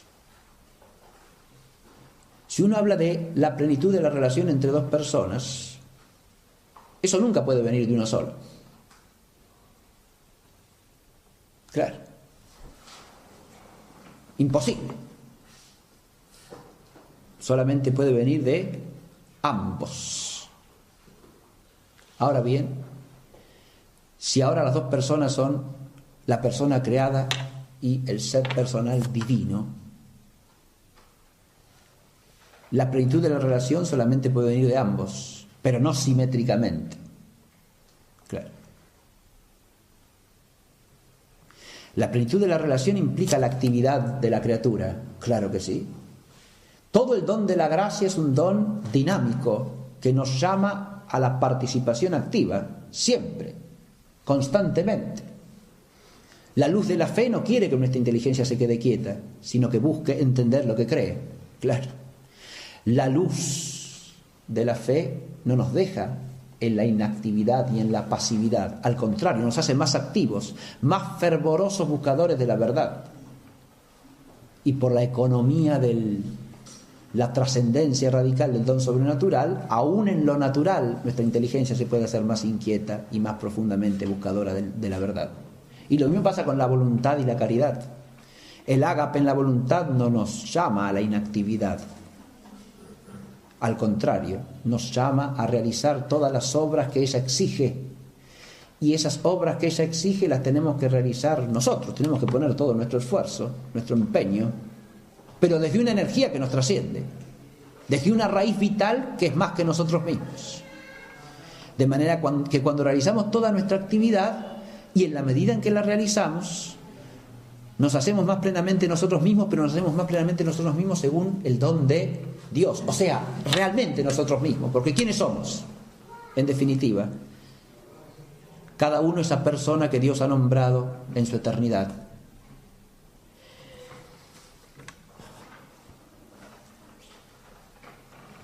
Y acá hay 3 líneas con las que terminamos de este planteo general sobre el carácter escatológico de la fe. Esto es sencillamente una invitación a contemplar los puntos fundamentales de la escatología desde la fe, o en relación con la fe. Primero que nada, si hablamos del reino y el tiempo consumado es el tiempo que ha alcanzado su plenitud. No es el fin de los tiempos. Me refiero a la primera parusía, ¿no? El tiempo ha alcanzado ya una plenitud. Ese tiempo consumado tiene que ver con la escatología, y claro que sí. Primero porque ahí ha empezado el fin. Ha empezado la consumación definitiva. Pero además de haber empezado así la consumación definitiva, ha empezado lo que podríamos llamar el conflicto o el combate escatológico, ¿no? Que es el tema del libro del Apocalipsis de Juan. El conflicto escatológico. En cuanto ha entrado el Verbo encarnado en el tiempo, se ha consumado el tiempo. Y ese tiempo ya consumado mira directamente de cara a la consumación final. De modo que todo lo que acontece en ese entretiempo es un conflicto escatológico. Claro. Entre la incuación del eschaton y su consumación definitiva. Esto es algo que en la espiritualidad cristiana a lo largo de los siglos se ha manifestado de múltiples modos, pero está asociado siempre al vivir de cara a la eternidad. Es decir, el cristiano no puede vivir sumergido en el tiempo. Vive de cara a la eternidad porque vive en el tiempo del conflicto escatológico, es decir, en el tiempo de la decisión definitiva, de la decisión final. Por eso la fe implica una responsabilidad escatológica. Si nosotros contemplamos nuestra propia vida y nuestra propia actividad a la luz de la fe, la tenemos que contemplar como parte de ese conflicto escatológico y vivirla como parte de él. El reino y el fin de la vida temporal sería el segundo tema. La vida temporal tiene su fin en la muerte.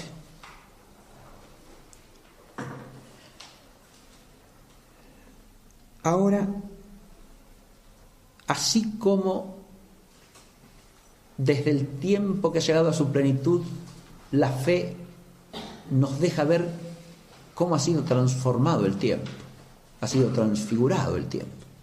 La fe nos deja ver también la transfiguración de la muerte, porque la muerte ahora ha sido convertida en un paso en Cristo. Nuestra muerte ha sido abarcada por la muerte con mayúsculas, por el misterio de la muerte del Señor. La muerte es un paso en el paso del Señor. De modo que esa soledad última de la existencia humana que es la muerte, porque cada uno está llamado a morir solo. Solo en el sentido de que muere uno. La muerte en esto tiene una absolutidad personal insoslayable. Sin embargo, ha sido transfigurada en una comunión. Porque ya no morimos solos si morimos en la fe. Lo dice el prefacio de la conmemoración de ayer, ¿no? Porque para los que creen en ti, la vida se muda, no es quitada, se transforma, no desaparece. Y se adquiere una eterna morada en el cielo. La muerte es un paso en el paso del Señor porque atravesamos el lugar que Él ha atravesado. Ahora, pasamos con Él. Esa soledad esencial ha sido transformada, insisto, en una comunión, en un paso en el que no estamos solos, porque está Cristo con nosotros. En la oración de la Iglesia, en la liturgia de la Iglesia, también esto se expresa en la comunión de los santos, claro. Por eso las oraciones que acompañan al tránsito de la muerte convocan a los ángeles, a los santos, venid en su auxilio, venid a su encuentro.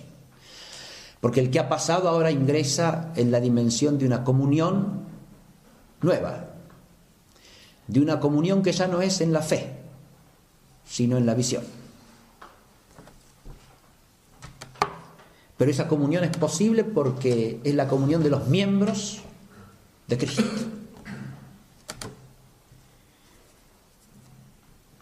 Nosotros hemos asociado siempre la fe al misterio de la encarnación, y acá en la muerte pareciera que es como que el misterio de la encarnación de alguna manera es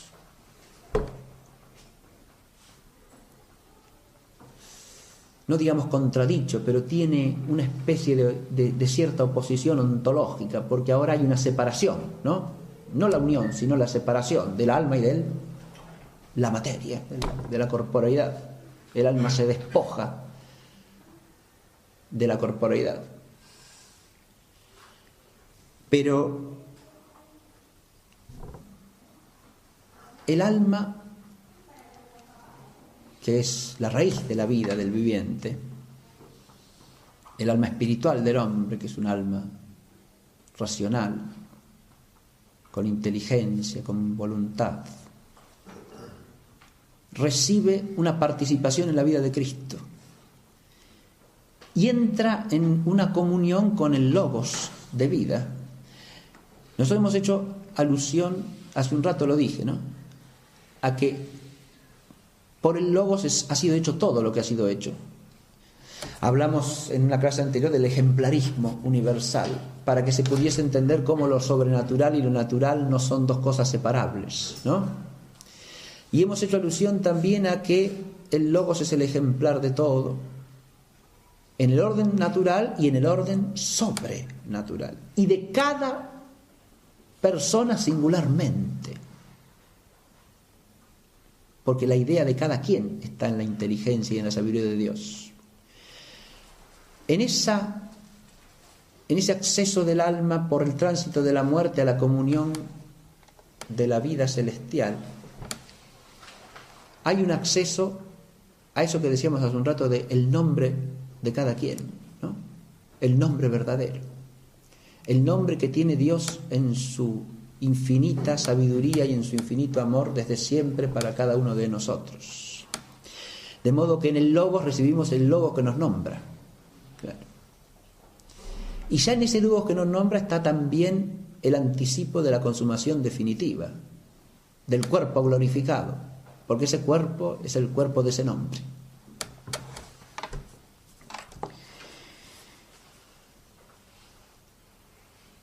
Tenemos por último el reino y el fin de la temporalidad. El fin de la vida de cada uno es en la muerte, pero hay un fin de la temporalidad, o sea, del eón presente. Este es el de la parusía final.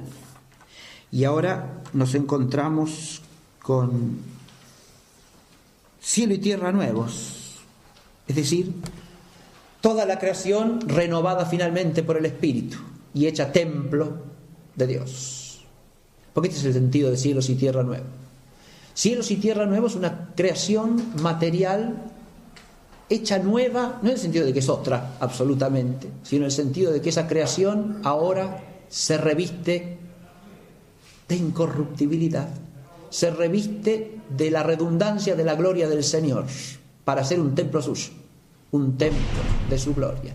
En realidad, esa renovación del cielo y la tierra es para darle al hombre una morada adecuada, claro, a la humanidad resucitada, y a través de la humanidad resucitada a la humanidad de Jesucristo, claro.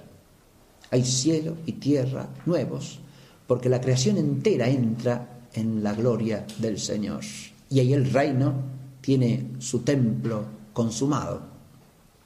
El templo inmediato es siempre el cuerpo de Cristo, que es la iglesia, consumada. Pero esa iglesia tiene un templo, y el templo es templo material, que es la creación entera.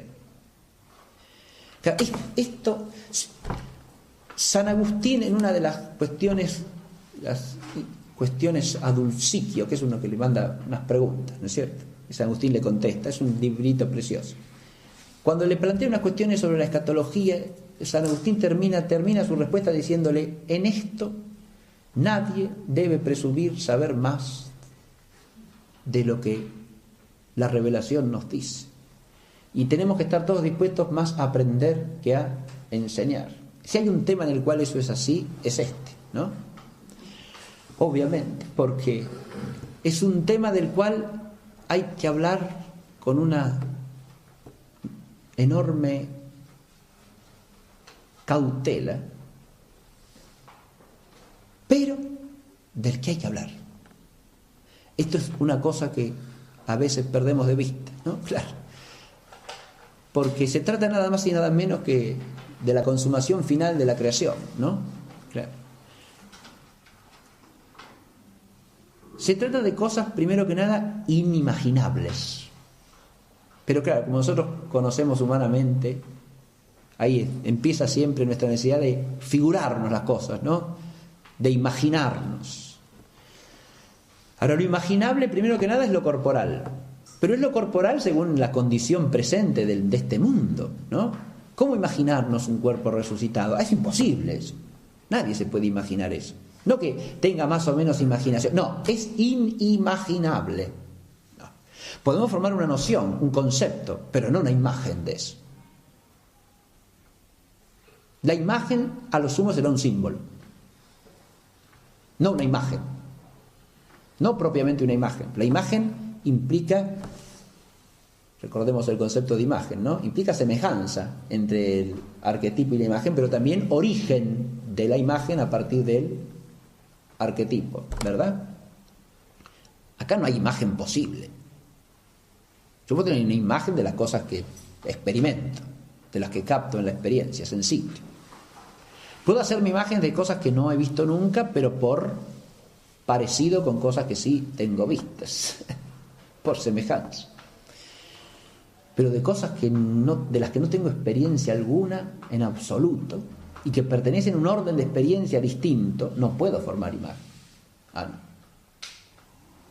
Alguien podrá tener quizá imágenes de orden sobrenatural, místicamente infusas de esas realidades, en todo caso, pero no imágenes que se puedan producir naturalmente.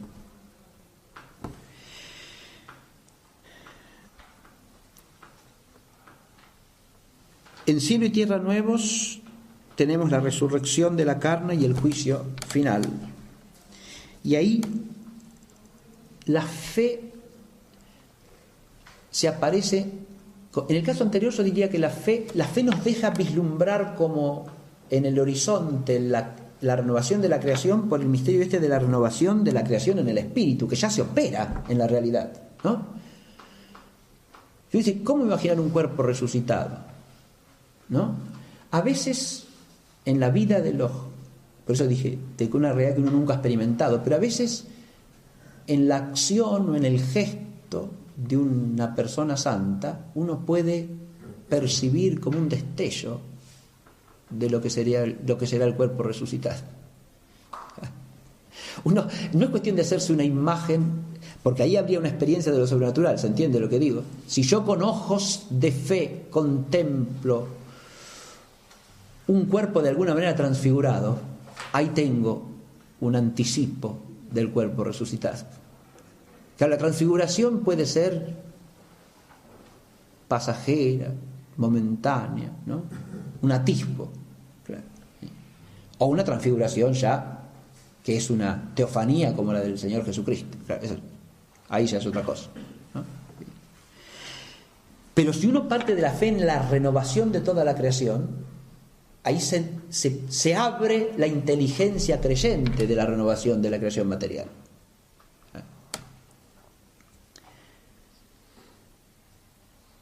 En esto, toda la actividad del hombre sobre el mundo material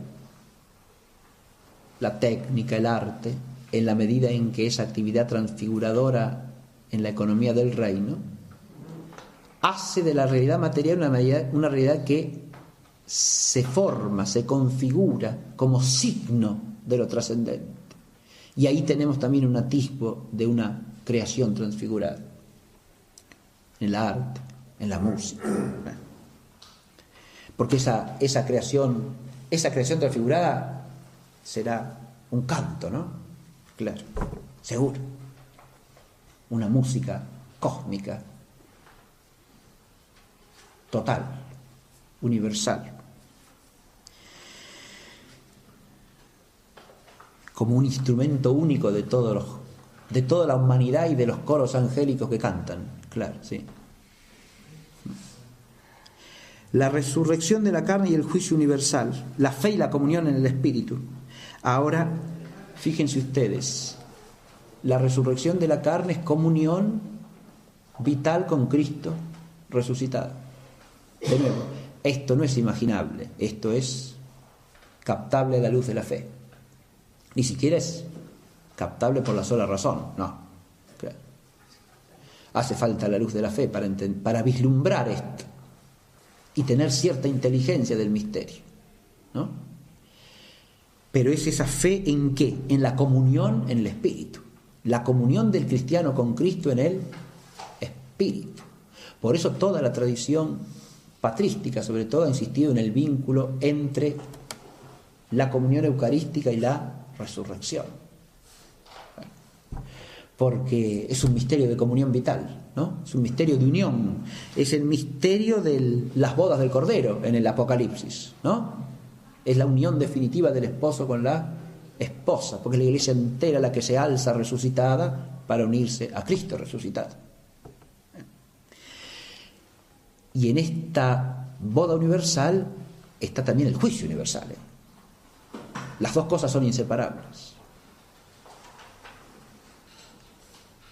Porque en la unión se dirime la posibilidad de la unión.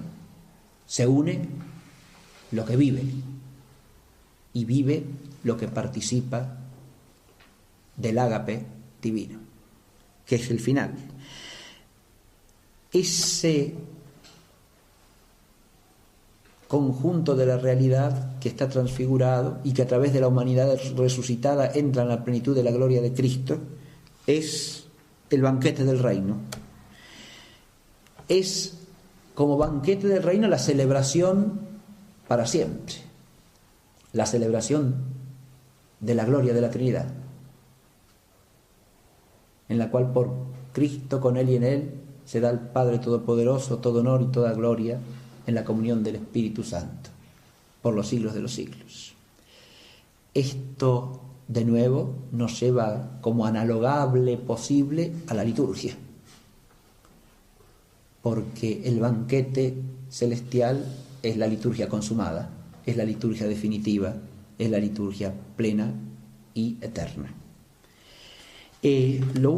Para terminar con esta clase y con este curso, yo los quería invitar, ¿no?, a que lo mejor sería cantarlo, ¿sí? Pero vamos a leerlo por lo menos, ¿sí? Lo podemos cantar. El texto latino es lo que se canta ordinariamente en la liturgia, ¿no es cierto? Con esa entonación propia de la tradición del canto gregoriano, tan hermosa, tan sobria, tan simple, tan clara en su dicción. Pero vamos a leerlo en castellano. El texto lo tienen en el original griego, ¿no? Como salió de los padres conciliares de Nicea y del primero de Constantinopla, ¿no? Después la traducción latina corriente y después la traducción castellana que se usa hoy día, ¿no? Bien. Así terminamos nuestro curso profesando la fe de la Iglesia, la fe que nos gloriamos de profesar. Creo en un solo Dios, Padre Todopoderoso, Creador del cielo y de la tierra, de todo lo visible y lo invisible. Creo en un solo Señor Jesucristo, Hijo único de Dios, nacido del Padre antes de todos los siglos, Dios de Dios, luz de luz, Dios verdadero de Dios verdadero, engendrado, no creado, de la misma naturaleza del Padre, por quien todo fue hecho, que por nosotros los hombres y por nuestra salvación bajó del cielo y por obra del Espíritu Santo se encarnó de María la Virgen y se hizo hombre, y por nuestra causa fue crucificado en tiempos de Poncio Pilato, padeció y fue sepultado, y resucitó al tercer día según las Escrituras, y subió al cielo, y está sentado a la derecha del Padre, y de nuevo vendrá con gloria para juzgar a vivos y muertos, y su reino no tendrá fin. Creo en el Espíritu Santo, Señor dador de vida, que procede del Padre y del Hijo, que con el Padre y el Hijo recibe una misma adoración y gloria, y que habló por los profetas. Creo en la Iglesia, que es una, santa, católica y apostólica. Confieso que hay un solo bautismo para el perdón de los pecados. Espero la resurrección de los muertos y la vida del mundo futuro. Amén. En el nombre del Padre, del Hijo y del Espíritu Santo. Los que necesiten certificado de asistencia lo pueden pedir. Por lo tanto, como fe en el reino que ha llegado, en el Rey que ha venido a dar testimonio de la verdad, en su reino de verdad y de vida, de santidad y de gracia, de justicia, de amor y de paz, es la fe que nos abre primero al conocimiento del sentido de la creación, porque el reino es el sentido de la creación. La creación existe para el reino. Nos abre también al conocimiento de aquel que le da sentido a la creación entera, porque es en persona el misterio de la gloria, que es Cristo Jesús, el Señor resucitado. Y por último nos abre a la fuente de todo sentido, porque el sentido de la creación es el reino, el Rey del reino es Cristo. Pero todo ese sentido y todo ese plan brotan de la vida infinitamente perfecta del Dios que es Padre, Hijo y Espíritu Santo, de quien brota todo el designio creador y a quien toda la creación está llamada a unirse por la mediación del único Rey y Señor Jesucristo. Este concepto inicial del reino, que ponemos como punto de partida, nos permite ver que la fe cristiana es una fe que está instalada esencialmente en un dinamismo. Y este es el punto segundo que tenemos que abordar. Porque el reino es una realidad dinámica. Es una realidad, primero que nada, que tiene que ver con el dinamismo de la relación entre el tiempo y la eternidad. En el misterio del reino, la eternidad irrumpe en el tiempo, para que el tiempo pueda ser llevado a su consumación definitiva y eterna. El tiempo ha sido siempre un objeto de reflexión para el hombre, porque el tiempo ya es naturalmente un misterio. La existencia humana es una existencia en el tiempo, sí. Pero, ¿qué es el tiempo? Son conocidas de todas las reflexiones de San Agustín en sus confesiones acerca de la naturaleza del tiempo, vista con el ojo de la inteligencia humana. Y el tiempo es un misterio, porque el hombre, a través de su inteligencia, está puesto entre lo que cambia y lo que no cambia. Y de ahí algo. Es lo que tiene razón de fin para ese algo, y es siempre necesariamente lo que lo trasciende, lo que está más allá de eso. Solo la eternidad le puede dar sentido al tiempo. Y acá es donde la reflexión natural engarza con la revelación. Es decir, ahora elevamos la mirada al misterio del reino y nos encontramos con un tiempo que es el tiempo que adquiere sentido a partir del designio eterno de Dios. Pero en el misterio de la encarnación se nos abre una dinámica más profunda todavía, y es que el tiempo se abre a la presencia misma de la eternidad, porque el Verbo se ha hecho carne y ha habitado entre nosotros, de manera tal que el eterno en persona toca a la creación entera, que es lo mutable, que es lo temporal, en la humanidad de Cristo, para unirla a la divinidad que es la eternidad. De esta manera se instaura una dinámica de relación positiva entre el tiempo y la eternidad, que no puede ser pensada de ninguna manera fuera de este misterio.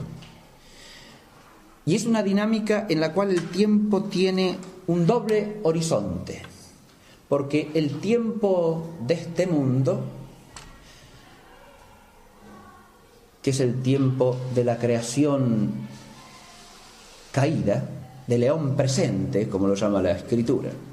El eón presente es la condición temporal de la creación, pero no como fue en el origen, sino de la creación como ha quedado afectada por el misterio del pecado original. Ese es el tiempo del eón presente, y en ese tiempo del eón presente irrumpe la plenitud de los tiempos, es decir, el don supremo de Dios para el tiempo, o sea, para la creación. Esa irrupción es el comienzo del reino, y ahí es donde se habla el doble horizonte del tiempo presente o del eón presente. El eón presente está todo él primero colmado por el don de Dios que ha llegado, pero al mismo tiempo llamado a la consumación final, es decir, es un tiempo entre dos instancias decisivas: la instancia de la encarnación o de la primera venida, de la primera parusía también, como dicen los padres, y la instancia de la segunda parusía, de la parusía final y definitiva del Hijo que vendrá en gloria para asumir en su reino la totalidad de la creación. Pero este doble horizonte del tiempo es dinámico. ¿Por qué? Porque una instancia está vinculada a la otra a través de la realización temporal. Y surge esa misteriosidad del tiempo. El hombre es capaz de advertir el más allá del tiempo, y por eso el tiempo le resulta una realidad al mismo tiempo abismal y misteriosa, porque ve al tiempo en relación con lo eterno, precisamente. El tiempo reducido a la fugacidad del presente, dice San Agustín, es como una nada, porque en cuanto lo nombramos, ahora, ya el ahora pasó y dejó de ser ahora y se hizo pasado. Pero el pasado, ¿dónde está? En ese presente, o en la memoria del que desde el presente se refiere al pasado. ¿Dónde queda el pasado? ¿Qué es el tiempo pasado? Y el futuro, que todavía no es, pero que está llegando en cada instante, ¿no? Porque se está haciendo permanentemente. Y entonces parece que el tiempo es un dinamismo en el cual cada momento se va tragando al anterior en una especie de sucesión en la que el pasado se está haciendo constantemente algo perdido, el futuro todavía no es, y el presente, desde el cual nos referimos tanto al pasado como al futuro, se va extinguiendo en su fugacidad, en su instantaneidad perecedera. Claro, Filosóficamente se puede ya decir que el tiempo desuso no es nada, claro, porque el tiempo es una duración de algo y es una medida de esa duración. Es algo que en parte existe en la realidad de las cosas, en cuanto que las cosas cambian, es decir, se actualizan, se van realizando. Y porque se van actualizando, se van realizando, podemos decir que hay un antes y un después. Hay un antes de llegar a ser algo que se podía ser, pero que todavía no se es. Y hay un después del llegar a haberlo sido. Pero esto implica la referencia a un término de perfección, sin lo cual el tiempo carecería de sentido. Si ese cambio, si ese dinamismo de cambio no tiene una dirección y no tiene un término hacia el cual se dirige, entonces el tiempo es un sinsentido, carece de meta. Esta realidad del tiempo, que ya es misteriosa desde el punto de vista natural, en el hombre está siempre contrastada con el horizonte de la eternidad, decíamos, con el horizonte de lo que no cambia, con el horizonte de lo que no es mutable, de lo que no tiene, por lo tanto, tiempo. Y eso, lo que no tiene tiempo, es lo único que trasciende al tiempo. Y por lo tanto es lo único que le puede dar sentido al tiempo. Porque nunca el sentido de algo puede venir de eso mismo. Lo que le da sentido. Dios te salve María, llena eres de gracia, el Señor es contigo, bendita tú eres entre todas las mujeres, y bendito es el fruto de tu vientre Jesús. Santa María, Madre de Dios, ruega por nosotros pecadores, ahora y en la hora de nuestra muerte. Amén. Dale, Señor, el eterno descanso. En el nombre del Padre, y del Hijo, y del Espíritu Santo. Amén. Muchas gracias.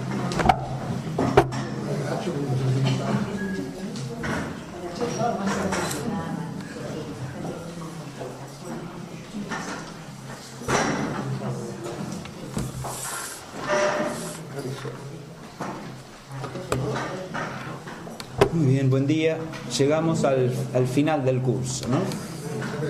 La última clase nos toca hoy, que trataremos que sea una reflexión conclusiva de todo el curso, centrada en la relación entre la fe y el reino.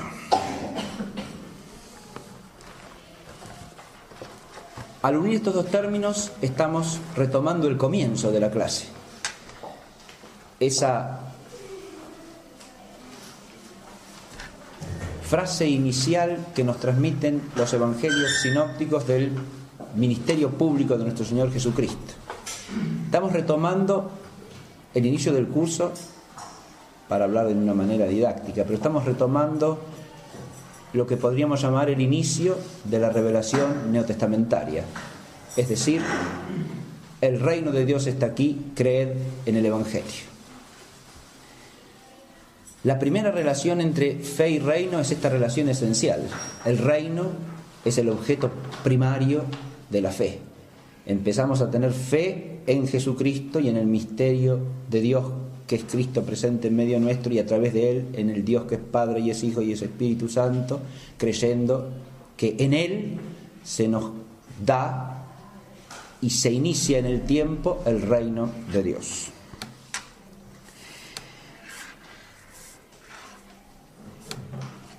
Podríamos decir a partir de aquí que la fe cristiana es esencialmente una respuesta al llamado al reino.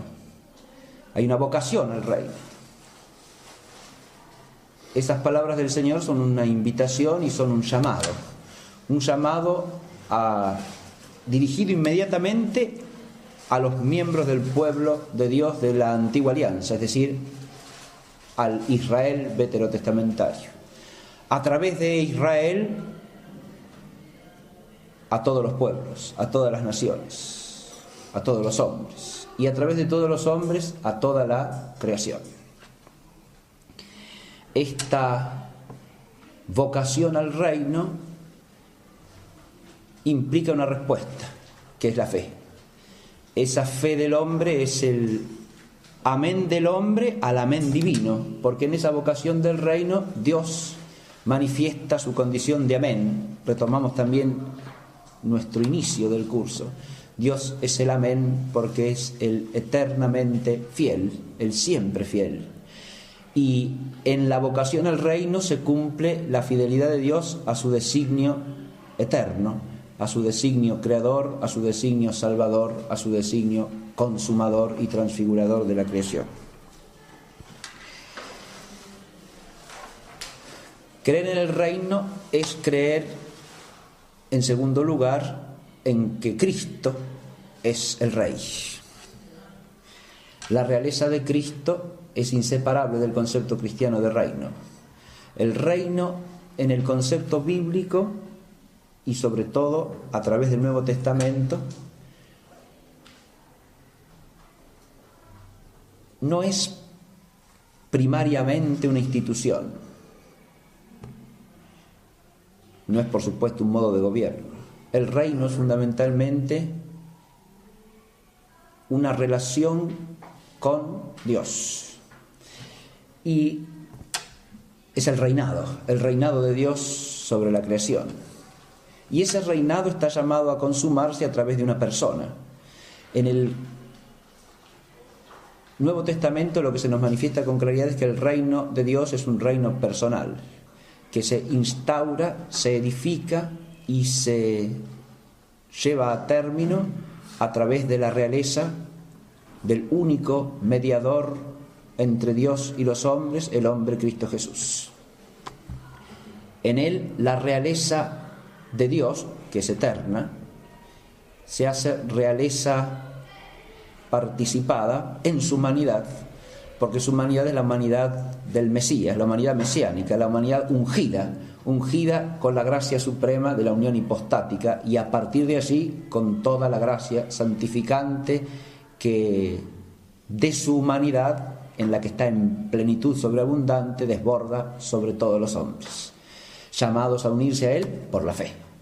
De manera tal que es un reino de vida divina participada a través de la persona del Hijo unigénito que se ha hecho carne.